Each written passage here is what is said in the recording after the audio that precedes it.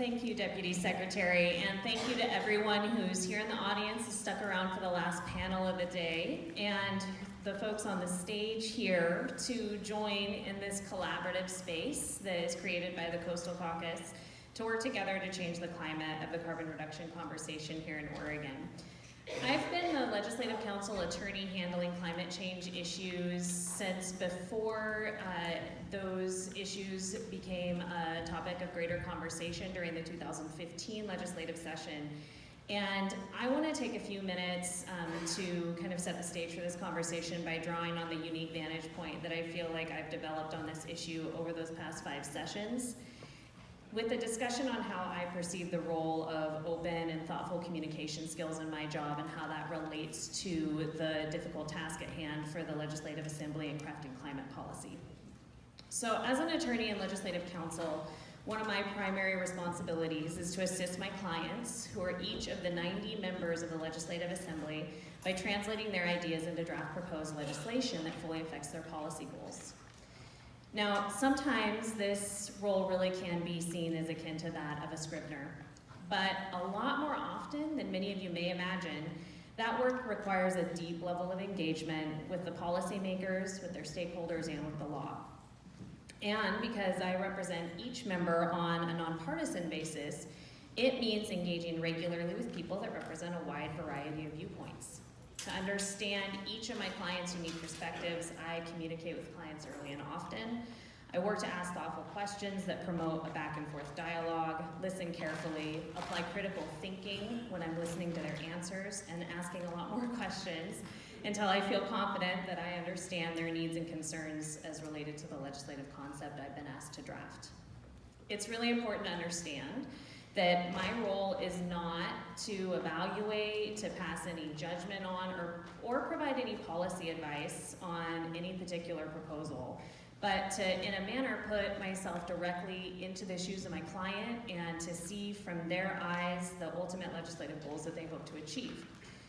That requires a level of practiced openness to understanding other people's unique perspectives, and it helps me to ask relevant questions and do the relevant research that's necessary to inform my clients on the legal aspects that may influence their policy.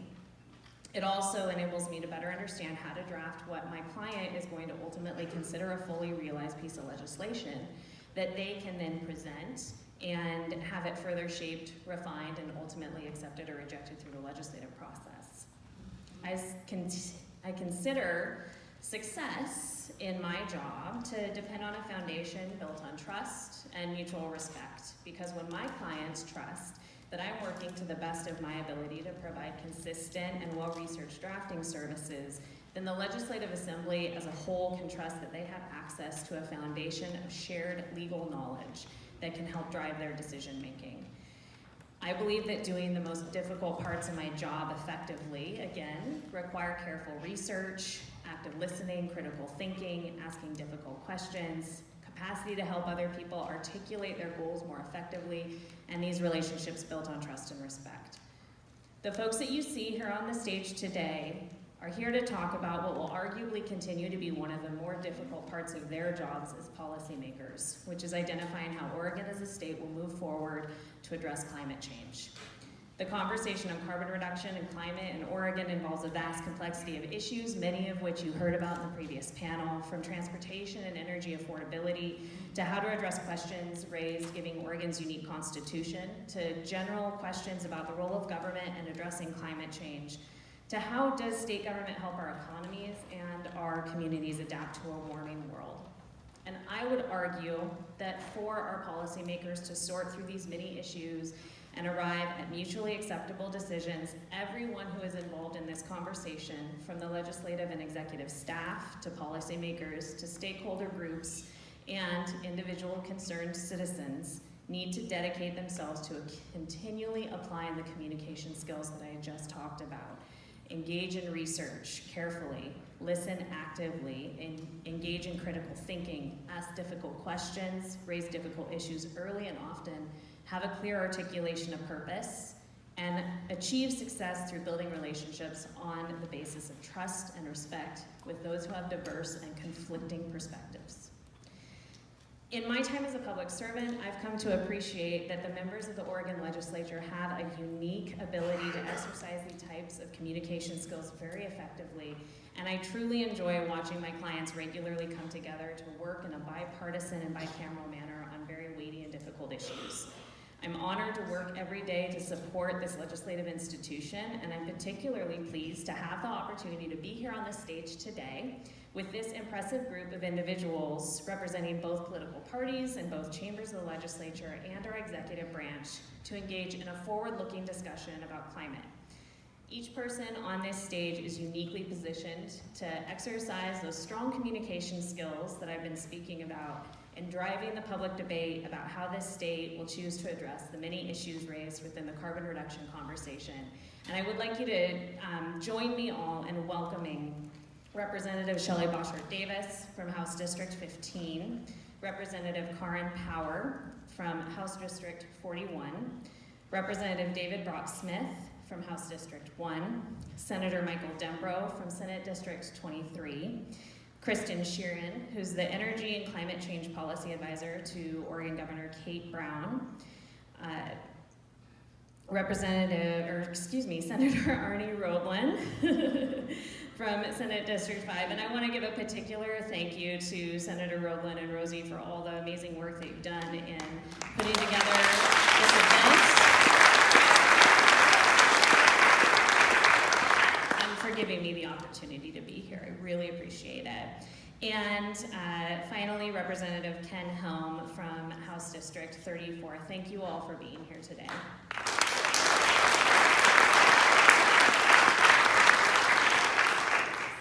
So I want to start by giving each of you an opportunity to discuss from the perspective of your district and constituents, and understanding that each of you were key players during the 2019 conversation about carbon reduction.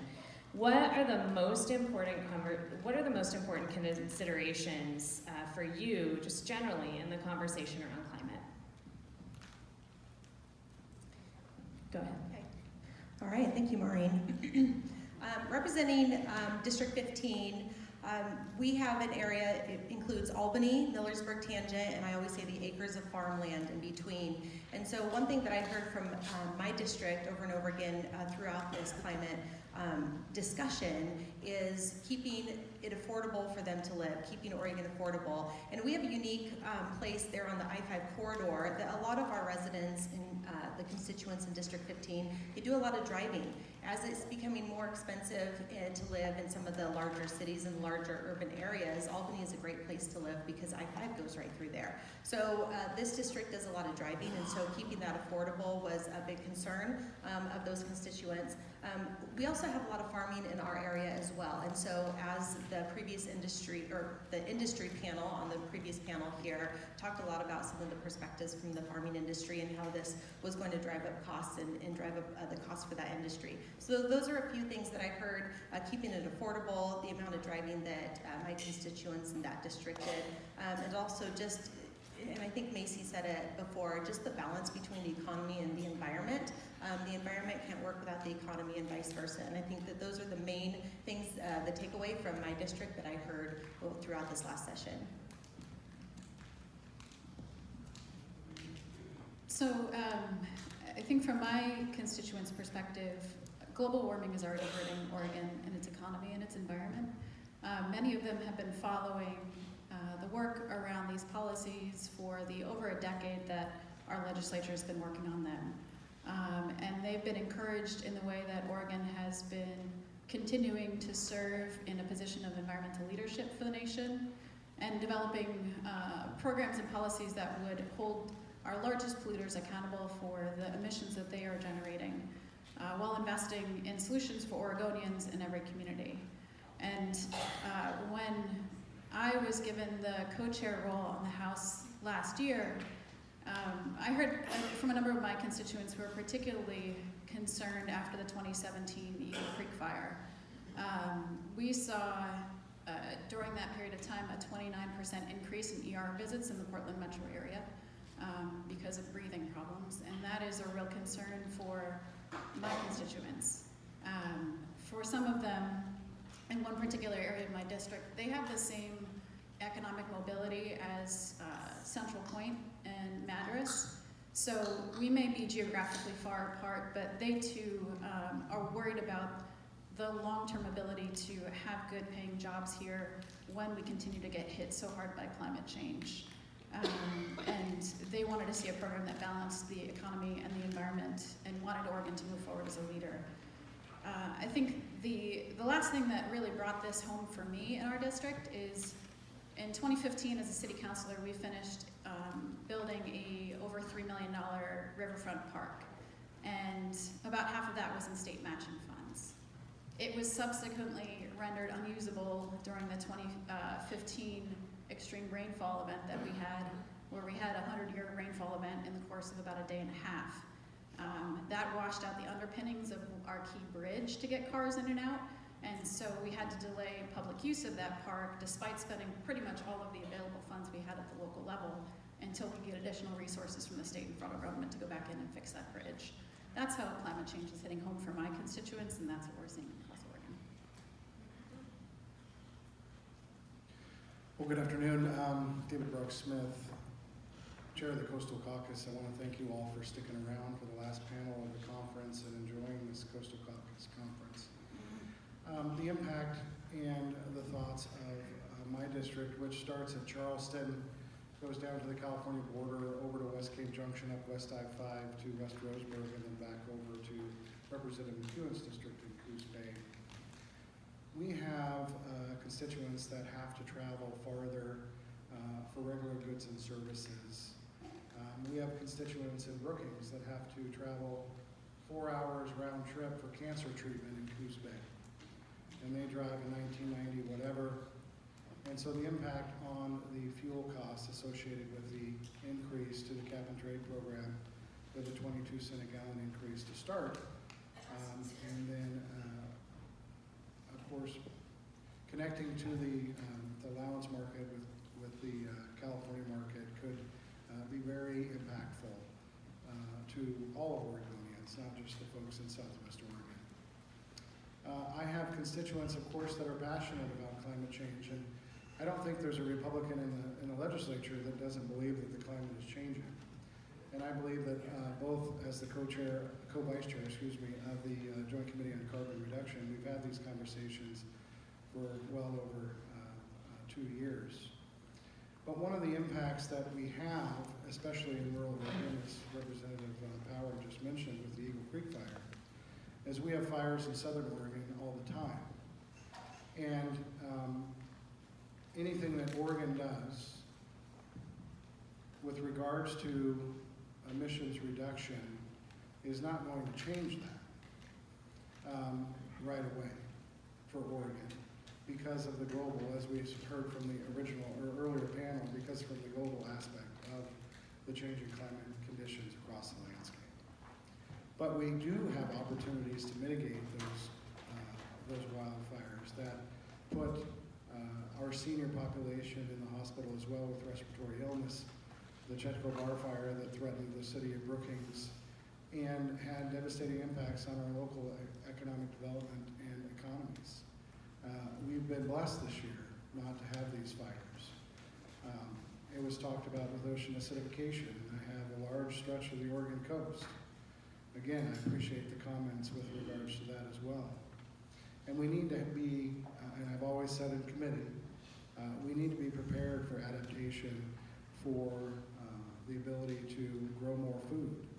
But we have to do it in a delicate way that is not as punitive to our industries that built our rural communities and are meant to sustain them. And we need to protect them at all costs.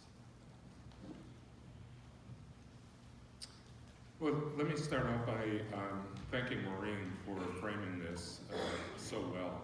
You know, this group that you're seeing in front of you has spent many hours together, many hours together.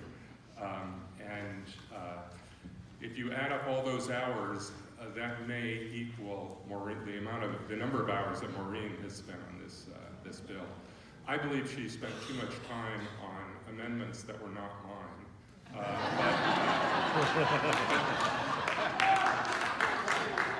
As she said, her job was to be nonpartisan and to do the best job possible for every request, and she did that.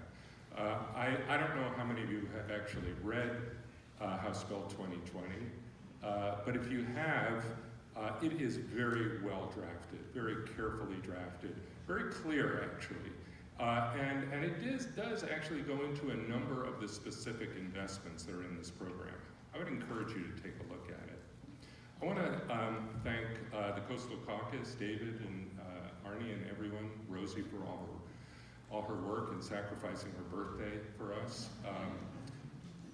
Many of the people who are on this panel were on a similar panel a year ago at the Coastal Caucus.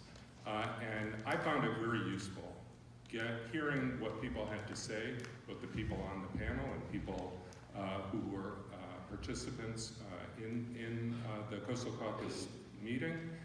And I will say that many of the things that we heard and learned there went into House Bill 2020. And I really appreciate having the opportunity to hear more as we are preparing the legislation for reintroduction. We want to make sure that this is something that is as clear as possible, that is, that brings certainty, that makes it clear that we are taking all the steps necessary to minimize any negative impacts. There is a lot in the bill already that you may not know about that does that, but based on things we've heard, there are probably things that we could do more, and I know just speaking for myself, I'm committed to that. My constituents, certainly are looking to me, looking to us, to make Oregon a leader in this effort, to step up. One of the things that has happened in the interim from last year's Coastal Caucus to this one is that we have heard further information from the scientific community. One of the panelists who is here in the previous panel asked us to listen to the scientists. And the scientists are telling us that that global warming problem, that climate change problem that we were really concerned about a year ago is even worse than we had thought. Just the way that the ice caps are melting, the sea is becoming warmer, it is speeding up the pace of climate change, and therefore speeding up our obligation to attend to this. I will say, the question as it was originally framed was, how does this affect my constituents? And I will say in this effort, I really see my constituency as being all Oregonians. And all Americans, the whole world, but certainly all Oregonians. When Senator Courtney asked me to co-chair the Joint Committee on Carbon Reduction, I promised him that we would do a bill that would be good for all of Oregon, and that would be a serious step forward in this effort. And I think we all remain committed to that. We see our constituency in that larger frame. And what we need to do as a state is to create a program that can become a model for other states to follow. We can look to California, which has taken a number of steps without negative economic consequences. But there are some ways, because, of course, Oregon can do things better than California. There are improvements that we can make and that we are making. And then be joined by Washington and by a number of other states. And that's how change happens. It's not going to happen at the federal level very quickly, but I'm sure we'll come back to that. Well, thank you everyone for sticking around to this last panel, and special thanks to the Coastal Caucus for including me as the representative from the executive branch, the odd duck today on this panel, but very happy to be here on behalf of Governor Brown. Governor Brown supports strong, equitable climate policy because it's very obvious that climate change is already hurting our communities, our economy, and our way of life here in Oregon. Climate action is necessary, and necessary now because we're facing a crisis, and our communities are at risk, and the cost of climate change on Oregon's economy are rising. The governor hears regularly from people across the state, but some of the most telling testimonies are from young people who are absolutely terrified for their future. We've really imposed an existential crisis on young people who aren't sure what the future means. The governor hears from communities around Oregon that have been devastated by wildfire and smoke and are looking for some more state resources to deal with mitigation and risk reduction. The governor also hears from Oregonians who are concerned, very concerned, about what the transition to a clean energy future means for their job, for their livelihood, and for their family and community. The governor knows that while climate change is impacting every Oregonian, it's our coastal communities, our rural communities, our tribes, our low-income communities that are especially vulnerable. And so the most important thing in considering next steps in climate policy for Oregon is how do we strike that balance where we are proactively and aggressively challenging the threat, the very real threats that climate change presents to Oregon, that we're capitalizing on the opportunities for what climate change and the transition to clean energy means for Oregon and Oregon's economy, but we do so in a way that ensures that every Oregonian benefits and we don't exacerbate existing economic disparities and inequalities that we have in our state.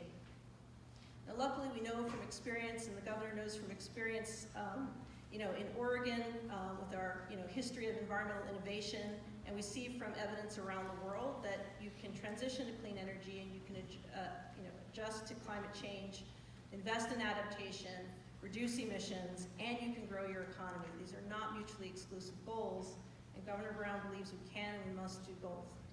Thank you for including me today. So, Arnie, Roblan, thanks all for being here. I'll parrot some of the words that our chair for the Coast Caucus said. I believe that global warming is singularly the problem that the world faces. There is no doubt in my mind that it is the biggest problem we need to solve. And I have felt that for a long time, done some stuff with ocean acidification. Laura was on some of the committees that got stuff going. We've worked on shellfish initiatives. We're doing a lot of stuff. We know that the problem exists, and we know that carbon is the problem that's causing it. That is the fact, in my opinion.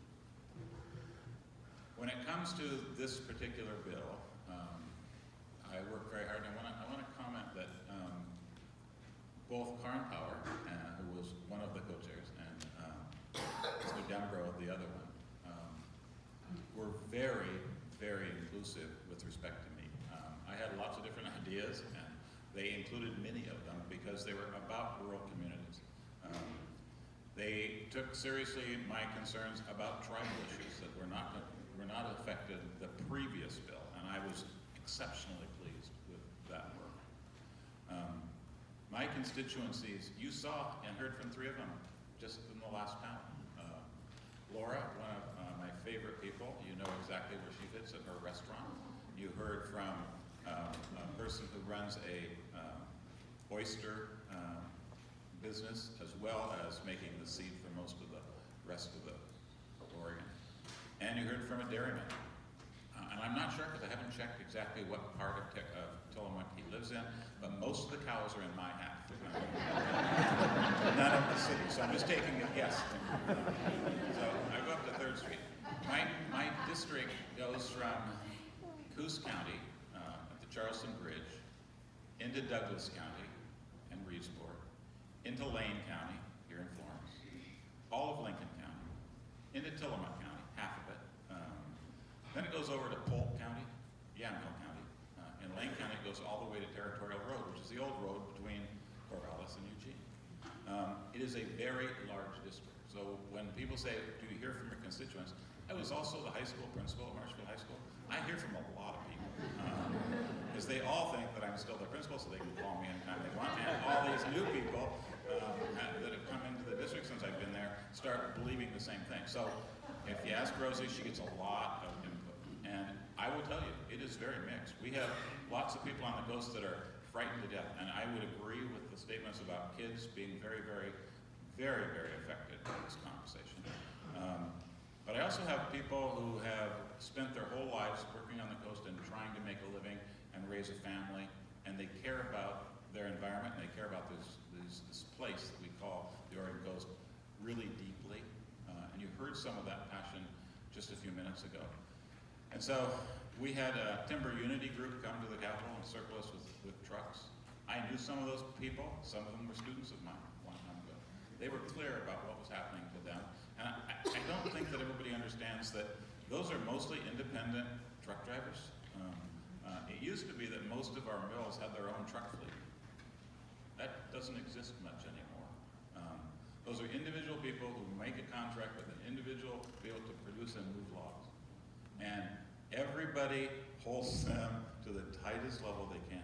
Any increase in the cost of fuel is hard for them. The fishermen on the coast, the commercial fishermen in particular, you wouldn't want to pay their gas bill when they fill up with fuel. It's unbelievable in the whiting fleet in particular, how much fuel they put on board. And we've already made their fuel more expensive than the rest of the fuel because they can't use unleaded or clean fuels because their engines might fail in the ocean. And that's not a good place to be. So all of those people talk about their existence. You heard our dairymen talking about in the last few years, it was cheaper to pour milk on the fields than it was to sell it. So recognize that each and every one of these people that I have and I hear from are speaking from their heart and their family and what they're trying to do. So my goal this whole session was to try to figure out how do I have the least impact on the people who are going to pay the biggest price. And I appreciate the fact that this disproportionate stuff is really important.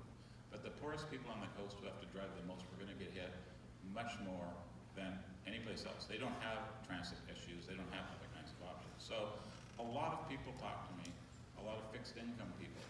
The coast has more people. Most of our income on the coast comes from retirement income. That's what we have here. All of those things play a really big part of the reasons about how I got involved. I appreciate that I've had the opportunity to go to California. I'm part of a group called PENWAR, that's the 5 western states and the 5 western provinces of Canada. I've watched what's been happening in Canada and the kind of programs, and actually some of them came and talked to the committee, and I give the committee, again, a lot of credit for saying a group from Alberta came down, they came and talked to them, they gave them the opportunity to have a conversation about what Alberta is doing. Saskatchewan is the same.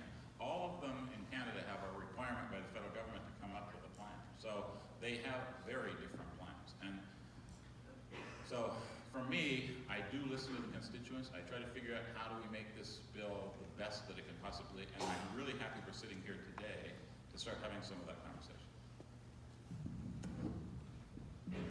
Well, good afternoon.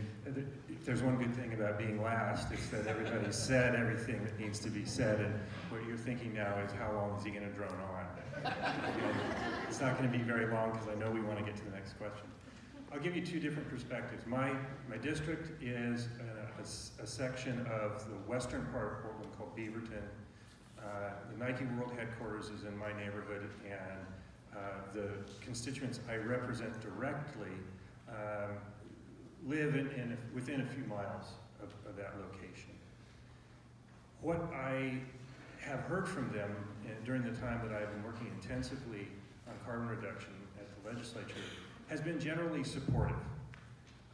These are families that work in high tech largely. They want healthy schools for their kids to attend and a healthy environment for their kids to enjoy.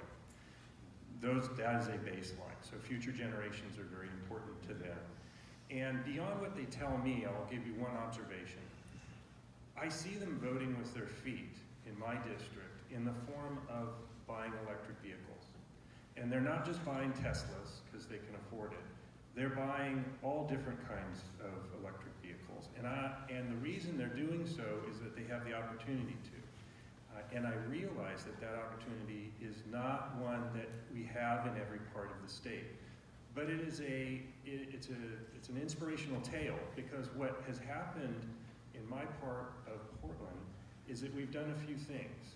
We've done the thing that Representative McEwen mentioned, which is we've figured out a way to create a revenue stream by which we can incent the purchase of electric vehicles. and to help provide infrastructure. So these electric vehicles that I'm seeing in great numbers in my neighborhood would not be there if we didn't have a rebate program that is sponsored by the state that is very attractive. And it wouldn't be happening if we didn't have charging infrastructure that is present because we have support for that through our utilities and support for that through people who are willing to buy that power. That's what we can do in terms of transformation. The other thing that I saw just the other day, and I'll leave it there, is TriMet, through this same mechanism of providing local money, was able to buy, I think, 10 electric buses for the region. And I saw the first one come through my neighborhood the other day. And I was able to say, hey, we did that. We made that happen. That's good for our environment in many, many ways.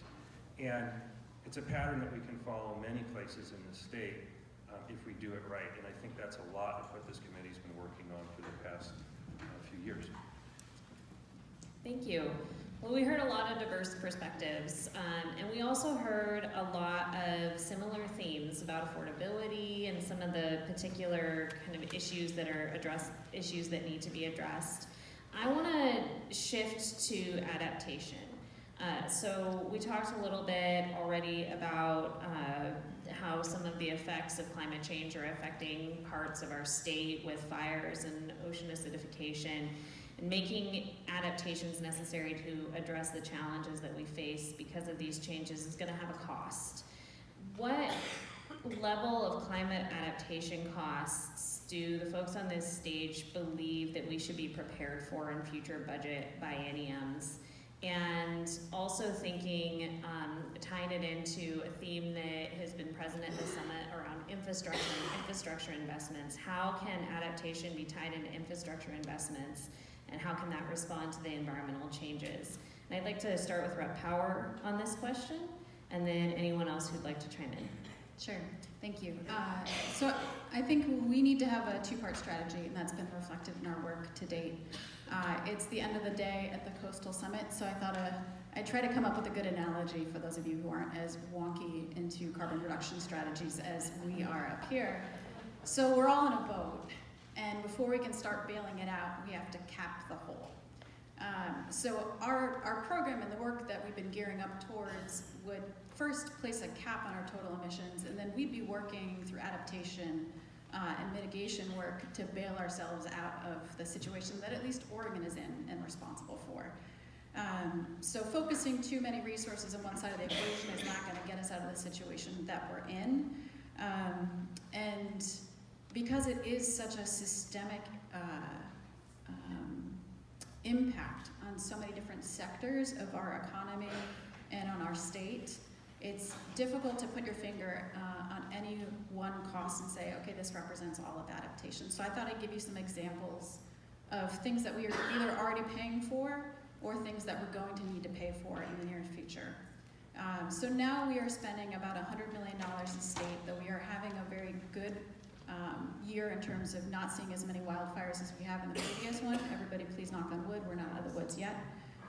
It's been costing our state about $100 million, not an insignificant amount of money, which is 5 times higher than it has been over the previous 6 years. So that's a cost we're having to absorb out of other ways.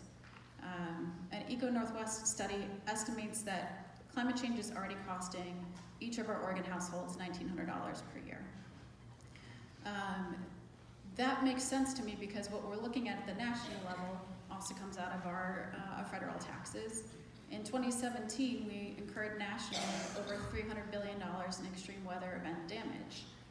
You divide that by the number of Americans, and that works out to be a little less than $1,000 per person. Going forward and looking at the scale of adaptation costs, before the end of the century, we need to spend about $1.5 billion to shore up our coastal communities alone in seawall protection and storm surges.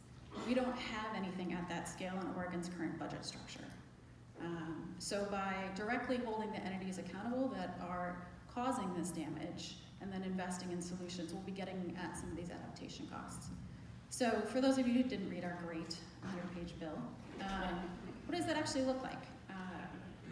So investments in reducing emissions can look like solar panels on your homes, on your farms, on your businesses, dairy farms generating energy out of methane emissions, wind and wave energy investments, for example. And adaptation hit the big ones that you're probably already thinking about for your own communities.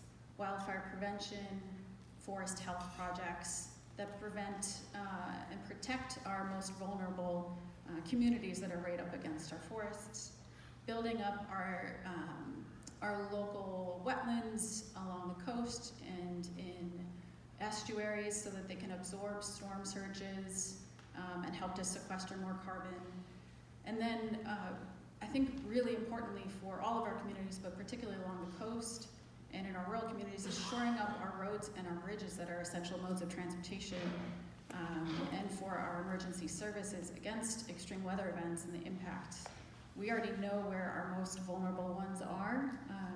Our good colleagues, explained that they could start spending money on day 2 of a bill like this. We just need that level of investment ready to go. And that's what this sort of program looks like going forward if adopted. Senator Dembrow? Yeah, thank you, Maureen. Yeah, I'd just like to add to that. So, under House Bill 2020 in its current form, all the revenues need to go into one or more of 4 buckets. Investments that reduce emissions, as the representative mentioned. Also, because we know that climate change is happening, we're feeling the effects in all the ways that she mentioned, and it's just going to be exacerbated. We need to invest in infrastructure that will adapt to what is going to continue to happen. We'll do what we can to slow it down and stop it, but it's here, and we need to make those investments. May not be sexy, but it's important. That's our job. So adaptation to make our communities more resilient is the second bucket. The third is we already have too much carbon in the atmosphere, and we need to pull it out. And some of that will be doing tree planting in the Amazon, we hope. But here in Oregon, there is one thing we as a state do really well, and that's grow trees. And we can pull a lot of that carbon out. It's not just our forests, it's also our rangelands, our here on the coast, your marshlands, real holders of carbon. We need to be investing in those. And all of those infrastructure investments, of course, mean jobs, they mean economic development here on the coast. And most of these adaptation projects and sequestration, of course, will be in the more rural parts of the state. The fourth bucket is what we call transition assistance. As we are putting a price on carbon, as we are transitioning to a more sustainable energy structure, we need to make sure that people are not hurt by that. And so those rural drivers that we heard about, if they're a low or moderate income, they're going to get that increase rebated back to them, refunded to them. If they are in agriculture, they're going to be able, their on-farm operations are not going to be priced. If they, and they're going to potentially be the recipients of ways to make their truck, to retrofit their farm equipment and get them to cleaner engines. One thing about adaptation is our state agencies have been planning for this for quite a long time. All of our natural resource agencies,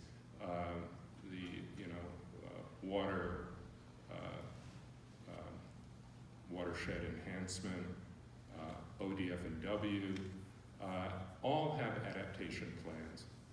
And many of them could draw down to, we could do those. They're, as was mentioned in an earlier panel, they're shovel ready, but we just need the state match to make them work.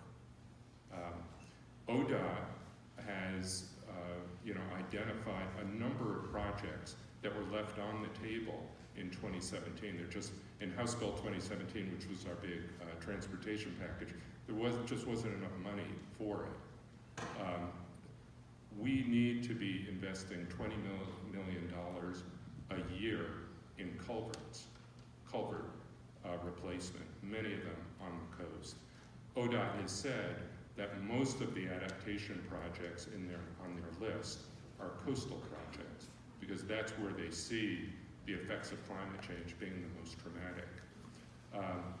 And that's what we want to do. What we want to do with these adaptation projects is look at what's working, but there's not currently state resources to expand, to scale up, to invest in. For me, and I'll end with this, one of my real disappointments in this last session was we had a bill, it was sponsored by Senator Roblan and Representative Brock Smith, that would have invested in the Oregon Ocean Science Trust to do the kind of monitoring and to do some of the research on ocean acidification and hypoxia that we need to have done. And then to do the outreach through our ag extension and other outreach programs to let people know how they can change their practices, what the best science is to be able to do that. People here on the coast, farmers, forestry people, seafood, people working in the fisheries, they need this kind of information. And that is one of the real priorities of this effort. Thank you. If I can hop in here. Yeah, jump in. So adaptation is actually one of the things that we agree on, for the most part, and we've agreed on since the beginning of the discussion. In those long days of Senator Benso couldn't be here today, flying over from Ontario.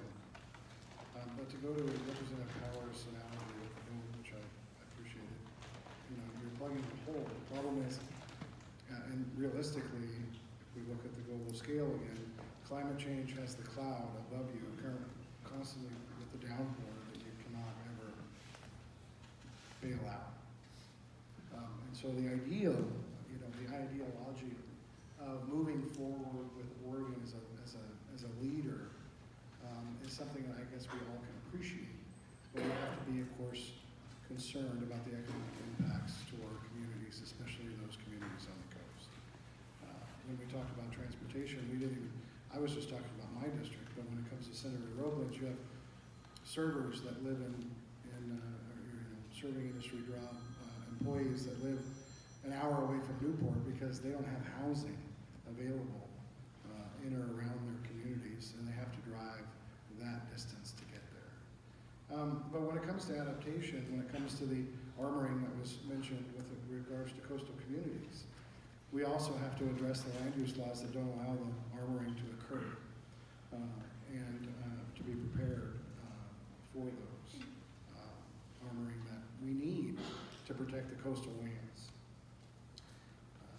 And when it comes to the rebates that was mentioned by Senator Dembrow to those low-income families with regards to transportation costs, we understand that, but the increased transportation costs of the trucking industry that we are, again, the same folks down in Brookings that have to get their products from Portland, those increased costs are exponential, and they will be passed on to the goods and services that are being transported down to all areas, especially when it comes to Eastern Oregon.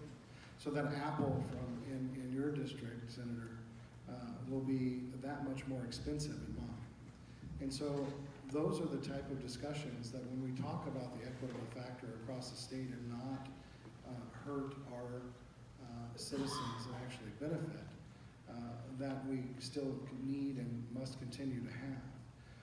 Do we need to make sure that we prepared, that we have the pressurized water systems rather than open canals and be able to, invest in those so that we have less evaporation, and that we're prepared for water storage for the influx of citizens that will occur and the food that needs to be grown? Of course we do.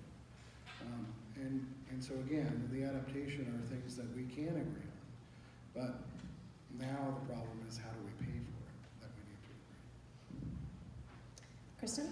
Sure, and not to belabor this discussion, but it is an important one. I thought I would just share the results of a recent study that were just published this week by the National Bureau of Economic Research, so federal government, that I think helped put some of this question around cost, particularly what are the costs of inaction, what are the costs of Oregon adapting to climate change, what do those really look like? And the costs are staggering. This recent study, which is in line with other studies, peer-reviewed studies that have been done by economists both in the U.S. and globally, say that climate change under the current scenarios, sort of business as usual emissions, including all of the innovations that we see happening, if we don't increase the pace of those innovations to deal with climate change more aggressively, we could see a decline in GDP per capita, so a shrinkage of our economy of up to 10% by the end of the century. So as we're thinking about all the ways in which climate change is already impacting our economy and how we're going to have to proactively make investments to help our communities and our economy adapt and stay competitive in a climate-constrained future.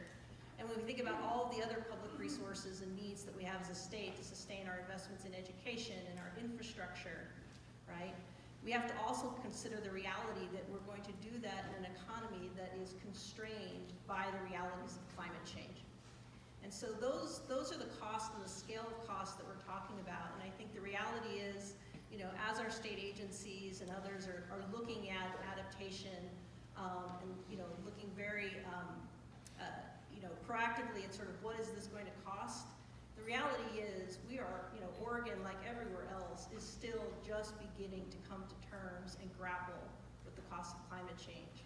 And what we do know is that the longer we wait, the more expensive it's going to be. So the conversation that we need to have is not just about sort of short-term action, but also sort of long-term, what does it mean for state finance and state budgeting in the era of climate change? Because we can't necessarily count on the pace of economic growth we have seen historically, given the crisis that moves ahead. Thank you. Yeah, go ahead. Thanks, Maureen. I have a bit of a different perspective, but going through this last legislative session, I'm used to being in the minority, so I can jump in pretty easily here.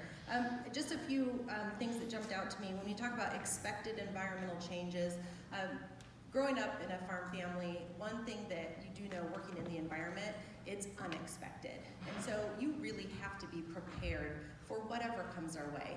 And as things happen in this state or in this country, we have to be prepared for that. So I don't disagree with any of that. But I do want to point out that unexpected events happen to us all the time. And those that work out in the land or in the forest, we see this all the time. So if there's a forest fire, was it because of climate change, or was it because of a lightning strike? Or was it because of mismanagement of forests? If there's a snowstorm, was it climate change, or did we just have the snowstorm? One thing that stuck out to me when we were on the road show, and we, speaking of time spent together, went out on the road, we were in Bend, and there was this lady that came up and gave her testimony, and she kind of pounded her fist on the table, and she was like, guys, this is not the first time we've ever had a snowstorm in Bend. And so I just want to caution a few things. Every event is not because of climate change. That doesn't mean that we shouldn't be prepared. I know that being still in harvest, we should have been done about a week ago. These things are semi-unexpected, but for us it's normal. When we talk about a rainy season a couple years ago, the old timers will talk about the summer of '69. Or if we talk about it being very dry, they'll be like, this is like '02. And so these are every year you expect the unexpected. And so I want to put a bit of caution out there and also say that we also need to be prepared for that. And by that, I think that we need to be a good steward of the land. We also need to be a good steward of your tax money and making sure that we're prepared, that we're being a good steward of all the resources that we have available coming to us.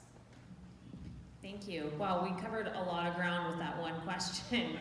And I heard a lot of statements around areas where I actually hear a lot of consensus in ways in which we need to adapt to a changing climate, certain types of investments that can be made.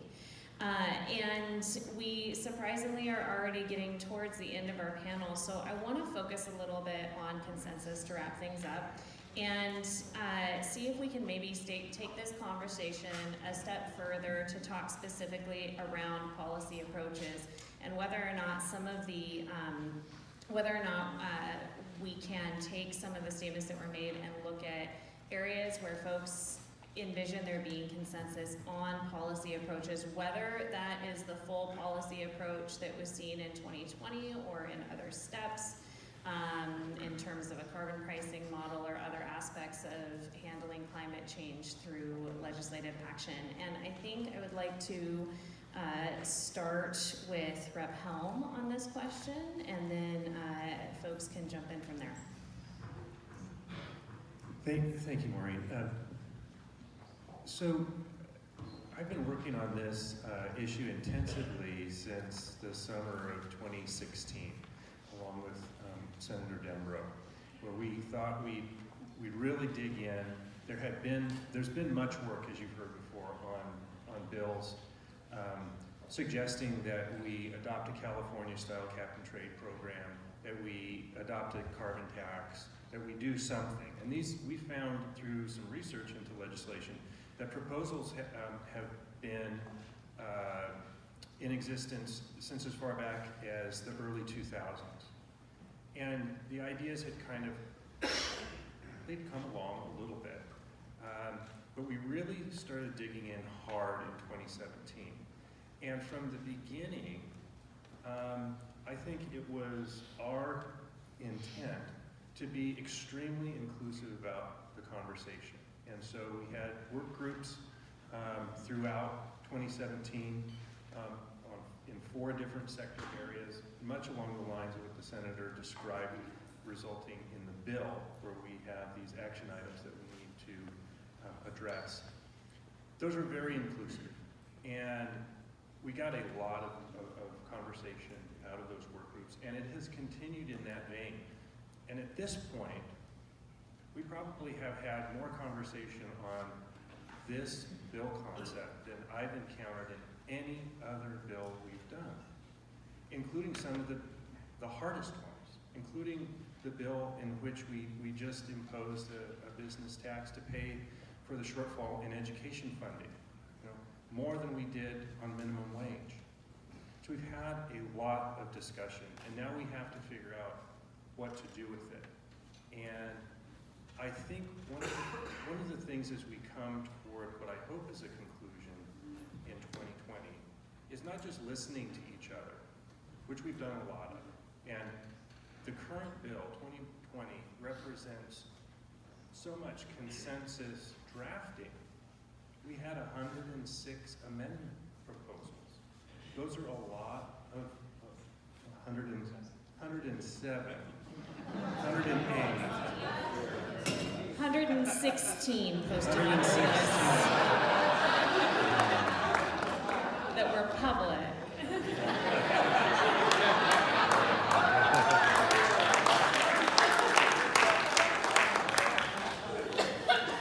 So there's plenty of ideas. There's been plenty of ideas, and really, I think when we have discussions like this and in the form of panel today, I heard a lot of the arguments that I've heard for 4 years. They don't, and the thing is, it's not that we should expect a brilliant idea to solve our problems. We shouldn't, and we don't. But we need to take those concepts and ideas and really try to form them into a conversation that lacks the rhetoric that we've been through so far. And by that I mean, if we're really going to drill down on the problem solving, we need to leave behind the end of spectrum arguments, like this is going to ruin the economy. It's not. And we need to leave behind the other end of the spectrum argument from the left, which is, this does nothing. It does a lot. We already have a bill that will do a lot. And so somewhere in between those rhetorical ends is a conversation that I think we can really sink our teeth in for the final leg of this journey and fix the final areas of friction that are tough and they require a lot of listening and a lot of thinking. If we continue to listen to end of spectrum rhetoric, though, I don't think we're going to get there. And I hope we leave that behind and have some real center-based conversation in these final months. Thank you, Representative. I have always been an incrementalist, and I know it gets me in trouble with a lot of people, that if you get something started and get moving on it, you can build trust in the community that you're going to do the things you said you were going to do it the first time, and then you can ask for more. And if you do that, along the way you may find that epiphanal moment when some new technology or something comes along and you can build on that. But if you don't get started, you will never get anywhere except what we've just heard. So I clearly believe we have to get started. The state has to do some things. But I don't know that we deserve the trust yet that the 4 buckets are going to happen, the money's going to go in, and it's going to get spent in the way that everybody thinks they should spend it. That's a big thing. The only reason we get elected is the political gravitas that we develop because of trusting with the constituents that we have. I watched Ontario, that was going to be the next government that was going to engage in our group with Quebec and California. And in the midst of all their conversations, they had another election, and the government that was doing that left, and Ontario was out. I watched the same thing happen in Alberta. New government came in, they changed a whole lot of things. They were really going after, and I thought, a lot of really great ways, global warming. The next election, which just happened a few months ago, they're gone. The Conservative government was there before, is back in. I worry that as you go about doing things, if you don't listen and take the time to build the consensus through a lot of people, Democrats and Republicans. This is not a Democrat-Republican issue. It should never be. It is a global issue. It is a state of Oregon issue. And we've got to get to that point where we can come up with some kind of a consensus to move forward and get going and then earn the trust. I will tell you that I trust the people sitting on this group. I've worked with them in a lot of different ways.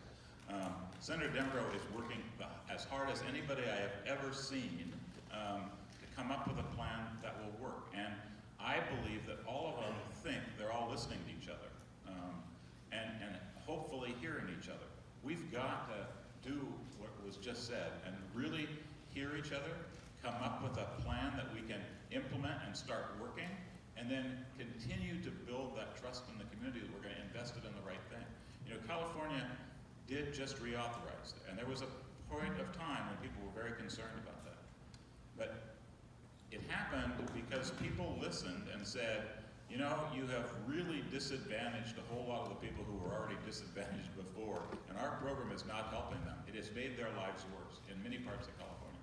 The new bill addressed that directly.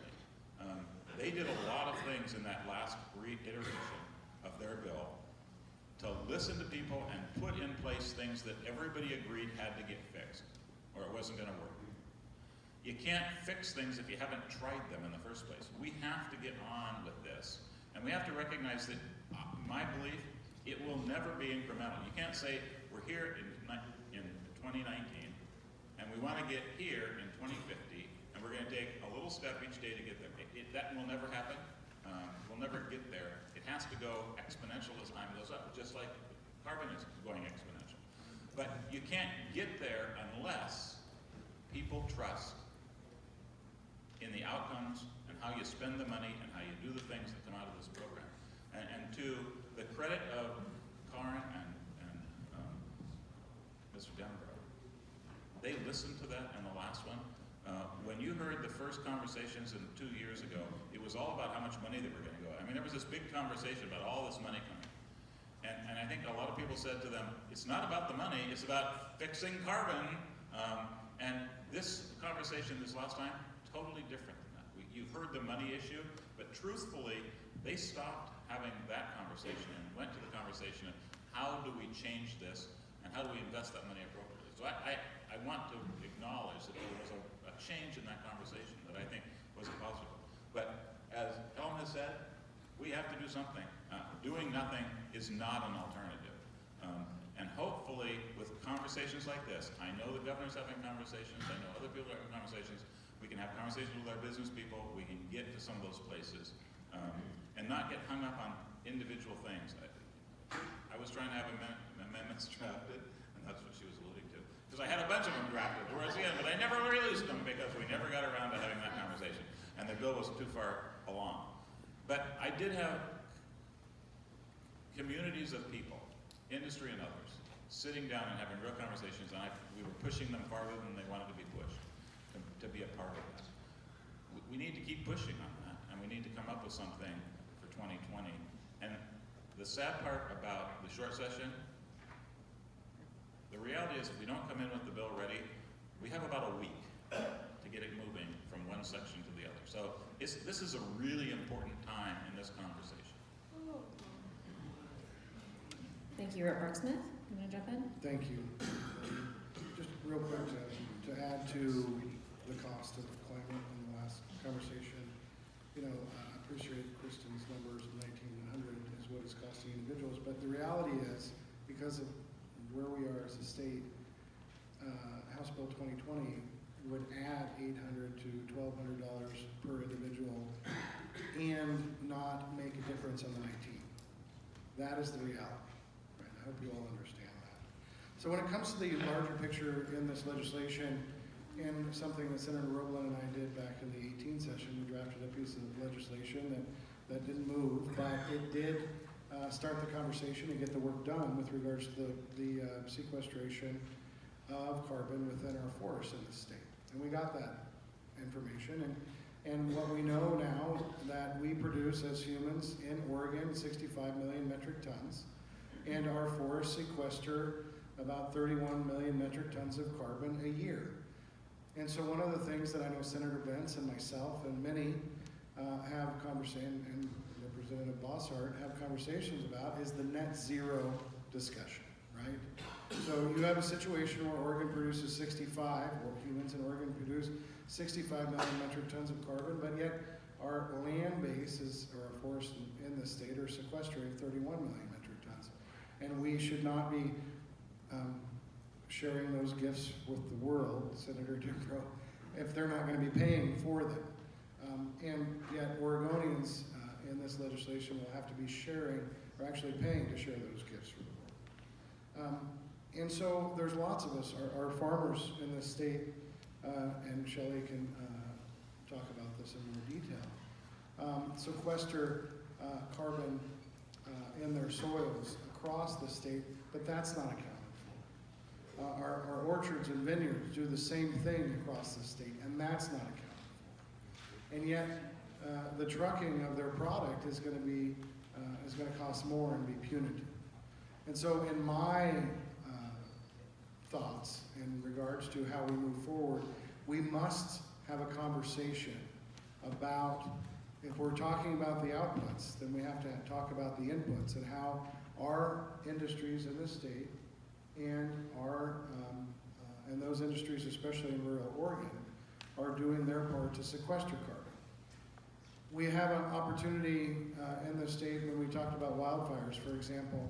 One of the things that occur across the wildfire landscape, which over 80% of course are on federal land, is those about 25 to 30% of that carbon is released in the initial burn, but yet as the tree rots, it releases the rest of its stored carbon.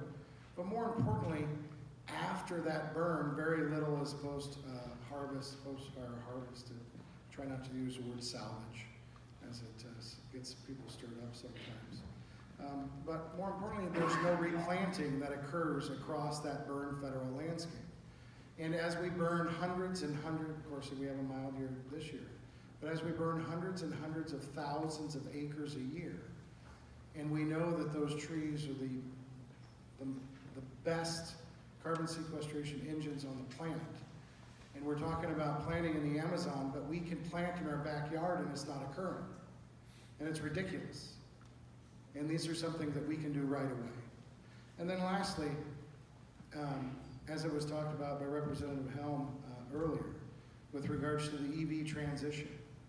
You know, we know through the good work that both Karin and Shelly did on 2007 and the diesel bill, that we looked at registrations across the state and then in the Tri-County area. There's roughly 1.4, almost 1.5 million registered passenger vehicles in the Tri-County area. If you looked at the entire Portland metro region, it'll be over 200, or probably 2 million vehicles. They have the ability in the Portland metro area to raise the cost of registration fees because your citizens are very passionate about this issue, to reduce emissions, but more importantly, reduce emissions by creating your own rebate program for electric vehicles so that you can move forward with transitioning and improving the air quality in the Portland metro area. And thus Pacific Power and PGE can increase the non-existent really, but they're doing slowly, the electric vehicle charging ability and infrastructure within that area as well. And we could dramatically reduce emissions far more quickly, if we were able to transition the Portland metro citizens to EVs. Because frankly, they only travel roughly 8,000 miles on average, 8,500 miles a year versus my folks in my area that travel far greater mileage. And so when we look at things that we need to do right away, those are things that you can do tomorrow. Those are things that your citizens can pay it forward, and rural Oregonians can continue to sequester urban Oregon's emissions through our forests and be able to harvest and maintain those emissions and store them in the wood products that can be stored in houses and of course the wood products that we use every day. And so these are, but again, to finish, we need to have a conversation about the net zero argument as we move forward, because we must account for the sequestration benefits of the industries, especially in those sequestration benefits are in those rural communities. And they benefit across the landscape and this conversation. Thank you, Representative.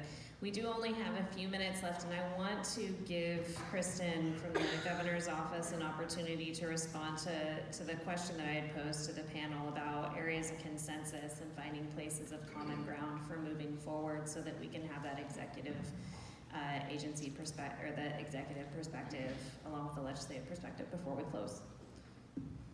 Thanks, Maureen. So areas of consensus, I mean, I think we've heard quite a few of them today, and I think that's why, Governor Brown continues to be optimistic that we'll be able to work together for a legislative solution, for climate in the short session coming up in 2020. Unlike in other parts of the country, we're not having a conversation about the science of climate change and what it means for Oregon. Everybody accepts that for the most part. They understand the urgency for action, what this means to Oregon's communities. I think what we've heard here in the panel before us is the need to act responsibly, to sort of balance the urgency with the need to transition in a way that's equitable and responsible, that brings our businesses and industries along with us, doesn't leave any communities, particularly vulnerable communities, behind. And we can have a constructive dialogue going forward about, what are the costs of transition, and how do those costs of transition, how are they borne, how are they mitigated through smart policy design to ensure that we have a stronger, more inclusive economy as a result of our efforts. We've had in the Governor's Office, and myself personally have had over the last, 2 years working on this issue for Governor Brown, the opportunity to dialogue with so many different stakeholders and businesses and industries, including, many who were not necessarily, let's say, excited about this as a policy priority, and including many who, at the end, weren't able to get there in a sort of supportive position, and many who were still in an oppositional position when session came to a close. But what I'll say is that even those who were in an oppositional oppositional position to the policy as it stood at the end of session, there was still a tremendous amount of constructive dialogue and feedback around what could be done to improve the policy. Now, obviously, it's always a difficult balancing act, and the folks on the stage have done an amazing job in trying to strike that balance, and look forward to what they're able to do in this next round. But that commitment to constructive dialogue, to problem solving, I think comes from the fact that there is this shared commitment to addressing the problem and to doing so in a responsible and equitable way. Thank you very much, Kristen. Unfortunately, we ran through time very quickly this afternoon. I don't want to hold us beyond our scheduled end time of 5:30 because this is the last panel of the conference.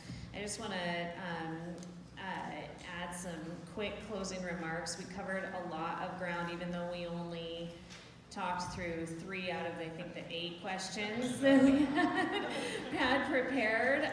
I think we touched on each one of those 8 questions. You heard comments made about opportunities for investments in infrastructure and adaptation. We talked about ways that our government can revitalize coastal economies. We talked about areas of concern and areas of agreement. And of course, the next step is taking this high-level dialogue and drilling it down to the details that will result in steps forward in the climate conversation. So I look forward to hearing that conversation. I want to thank you all for your very thoughtful responses today, for participating in the panel. And I want to just close by encouraging everyone who's here in this room, not just the people that are on this stage, to carry forward the ideas that were shared and the lessons learned at this panel and all of the other fantastic panels that were held at this summit. Exercise our opportunities to be able to work together in a collaborative manner and engage in conversations necessary to move forward in service to Oregon and our communities. So thank you very much.